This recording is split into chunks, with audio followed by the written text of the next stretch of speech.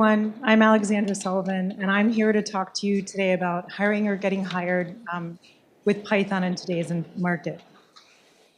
So how do I want to use these 5 minutes? 5 seconds on my background. I have a degree in econ, and I've worked in finance, private equity, and then I ended up getting recruited into executive search. I'm currently at Bio-Rad, and I'm specialized in hard-to-fill tech R&D, some executive search, and I've worked on everything from deep learning computer vision roles to CEO roles. How I want to use these 5 minutes again. I want to talk about the job market, Python demand, and Python demand. There's a really low unemployment rate right now. I'm sure you guys have noticed that. It is a candidate's market. We're possibly headed for a downturn. I want to look at a little bit of Python demand data, delve into Python development salary information, and then talk about Python roles in the market. Also, I wanted to give you guys some tips for both candidates and hiring managers on identifying and engaging candidates, and then the screening and interview process. For the Q&A, just come and find me after I'm in a brown jacket, okay? It's a candidate's market. So this is the Fed data. As of December, we had a national unemployment rate of 3.9%. This is seasonally adjusted. If you look at the SF numbers from November, it was 2.6%. And then if you look at the other cities I've listed, we're pretty close to, between, 2.6 and just under 4. So for hiring managers, what that means is timing is key. So if you interview a candidate that you like, you should try and put an offer together that day or the next day. For candidates, I just want to ask, how many of you here have actually been through an economic downturn before? I've been through more than one. Okay, so they affect all companies regardless of size. And well-funded companies, divisions, and projects fare better in downturns. So your best way to mitigate against that is just make yourself indispensable and continue to develop yourself professionally. This is data, the most in-demand jobs and skills from LinkedIn for 2018. And you'll see the jobs on the, I guess, my left, and then the most in-demand skills on my right. So how many of these do you think, look for folks who have Python? Quite a few, yeah.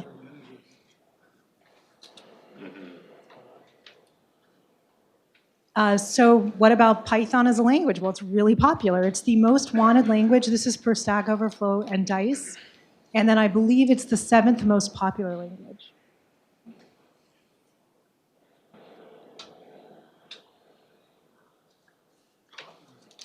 And salary data, because I knew you guys would want that. If you look at the average Python salaries, you'll see Connecticut's like an outlier because there's a really low supply, but California pays the most, the average salary for Python developers. And if you look down, just based on where talent is, you'll see that makes sense. What about cities? San Francisco pays the most. Again, this is average. It's the highest average Python salary. So this isn't straight out of, school or dev camp. Where I've personally seen Python in roles I've worked on in R&D engineering, so this would be for prototype robotics, new product introduction, and next generation. Roles have been like embedded firmware or software roles. In some instances, for me, they've been to help develop test-driven design and also for real-time operating systems. Industries, biotech, I'm at Bio-Rad again. And then precision agriculture and consumer electronics as well. In software engineering, I've seen Python and BI analytics, business intelligence analytics roles, cloud DevOps roles, and then of course software development. And the roles have been cloud operations, DevOps, solution architects, and full stack devs. And the products that these roles have produced have been instruments, so biotech instruments, drones, robotic machinery, and wearables. These are just some of them real quick that I've personally worked on and helped bring in talent to have these be in the market. And then, so if you're a hiring manager, the best way to get great developers is to hire a lead who brings their team with him. It's the fastest way.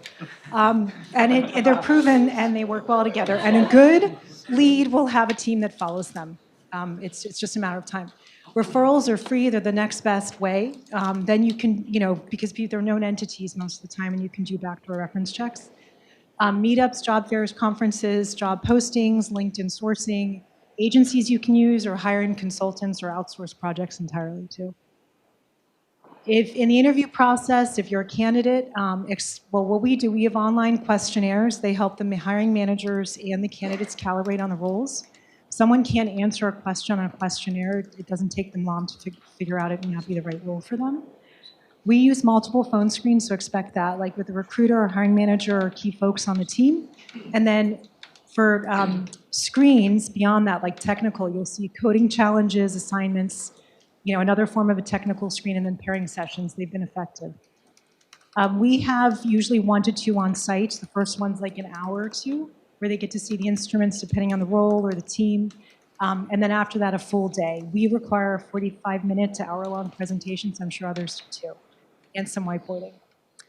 Candidates, if you make it to a first or second round interview for an on-site, it's just about a culture fit. And then don't forget, you're interviewing them as much as they're interviewing you. You're at least 40 hours a week, if not more, so why not make it 40 happy hours? Hiring managers, if a candidate makes it to an on-site and isn't a fit, besides a cultural fit, your interview process isn't working, so you need to go back and fix something and figure out what it is. Also, use the interview and on-site process to calibrate on the role. I've had managers actually get market information and have that inform their decisions around what tools to use for their staff. And then that's it. We're hiring. Here's my contact information. And then I'll have more information in the back. And then these are some of the open roles that I have. That's it.